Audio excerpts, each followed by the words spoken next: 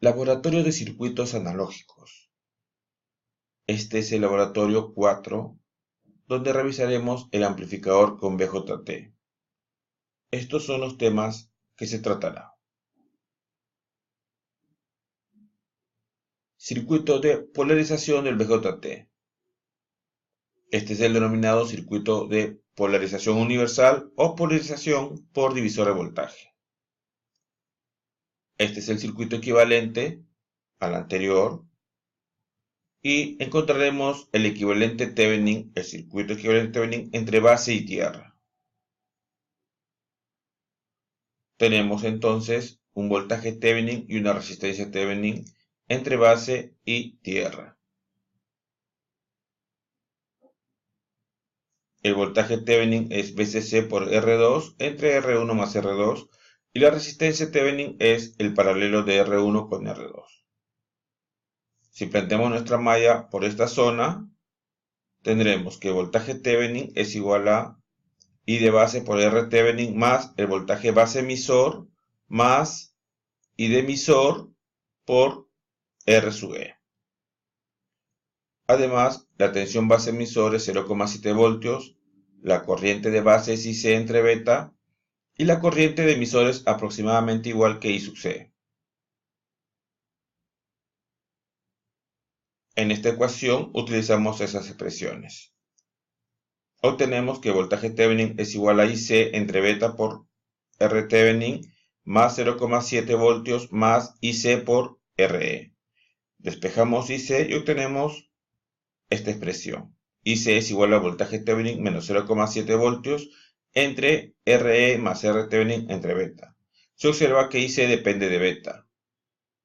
Para que IC no dependa de beta, RE debe ser mucho mayor que R Thevenin entre beta. El criterio de estabilidad ante variaciones de beta establece que RE es igual a 10 veces R Thevenin entre beta.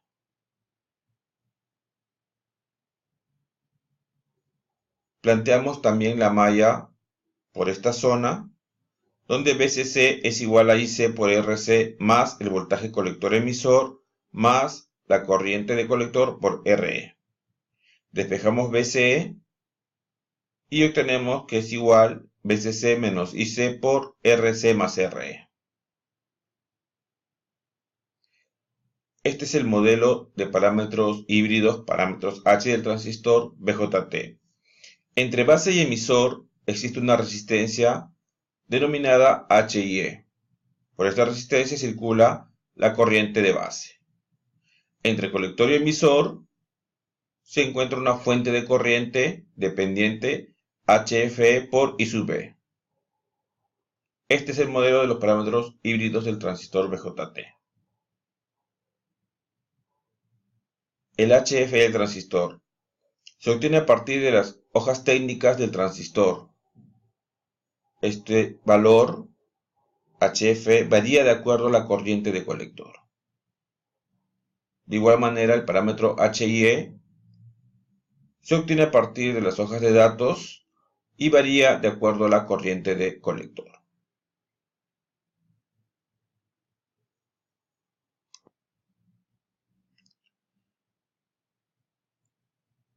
El valor de HFE para una corriente de 5 mA es 150.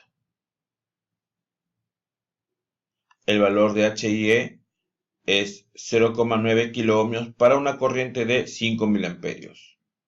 Es decir, para conocer el valor de estos parámetros H, tanto el HIE como el HFE, debemos conocer cuánto es la corriente de colector.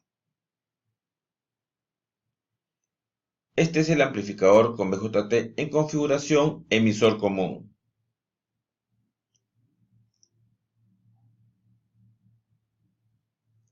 Al circuito de polarización se le ha conectado la carga RL mediante un condensador de acoplo denominado C sub 0. Esto con el fin de que RL no afecte el punto de operación del transistor. De igual manera se conecta B sub I mediante el condensador C sub I para no afectar el punto de operación del transistor. C sub E, en cambio, se conecta para lograr un valor de ganancia más alto. En este circuito se deben hacer dos análisis. Un primer análisis, el análisis de IC, a fin de conocer el punto de operación, el valor de IC, verificar que el transistor se encuentre en la región activa directa y así poder hallar los parámetros HIE y HF de la hoja técnica. Luego, en el análisis AC, encontraremos A sub B, A sub I, la impedancia de entrada, la impedancia de salida. En el análisis en pequeña señal, los condensadores son cortocircuitos. C sub I es un cortocircuito, C sub 0 es un cortocircuito, C sub E es un cortocircuito. Y la fuente DC hay que apaciguarla. Conectamos a 0 voltios. Reordenamos este circuito y tenemos el siguiente. R1 queda en paralelo con R2, RC en paralelo con RL y este es el transistor BJT. El emisor está conectado a tierra gracias a C sub E. Esta es la corriente I sub I, la corriente I sub 0 de salida, el voltaje en la salida en la carga RL. Reemplazamos el transistor por su modelo de parámetros híbridos. Este es el transistor en su modelo en pequeña señal. Tenemos entonces el HIE y la fuente de corriente HF por I sub B.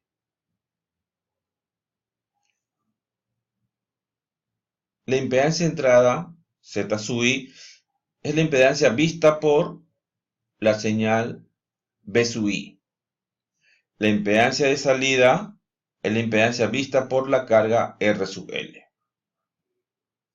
A partir del circuito podemos encontrar que el voltaje B sub 0 es igual a menos HF por I sub B por este paralelo, el paralelo de RC con RL. Despejamos B sub 0 entre I sub B es igual a menos HF por el paralelo de RC con RL. Además, este nodo es B sub I, entonces B sub I es igual a I sub B por HIE. Despejamos I sub B entre B sub I y se obtiene que es igual a 1 entre HIE. B sub 0 entre B sub I es igual a B sub 0 entre I sub B por I sub B entre B sub I. Y eso es la ganancia de voltaje. Ganancia de voltaje es B sub 0 entre B sub I. Reemplazando, tenemos que es igual a menos HFE por RC paralelo con RL entre HIE. La corriente I sub 0 es igual a menos HFE por I sub B por RC entre RC más RL. Estamos aplicando el divisor de corriente. Despejamos I sub 0 entre I sub B y es igual a menos HFE por RC entre RC más RL. Además, I sub B es igual a I sub I por este paralelo R1 con R2 entre R1 paralelo con R2 más HIE. Despejamos I sub B entre I sub I. Si multiplicamos I sub 0 entre I sub B por I sub B entre I sub I, tenemos I sub 0 entre I sub I, y eso es la ganancia de corriente. Sería igual a menos HF por RC entre RC más RL por el paralelo de R1 con R2 entre el paralelo de R1 con R2 más el HIE. La impedancia de entrada, vista por la fuente B sub I, será B sub I entre I sub I, y es R1 paralelo con R2 paralelo con HIE. Para la impedancia de salida, debemos aplicar una fuente externa B sub X y conocer cuánto es la corriente I sub X que entrega esta fuente. Se debe apaciguar la fuente independiente, que es una fuente de voltaje, por eso lo llevamos a 0, de tal manera que la corriente I sub B es 0. Si I sub B es 0, esta fuente de corriente también es 0.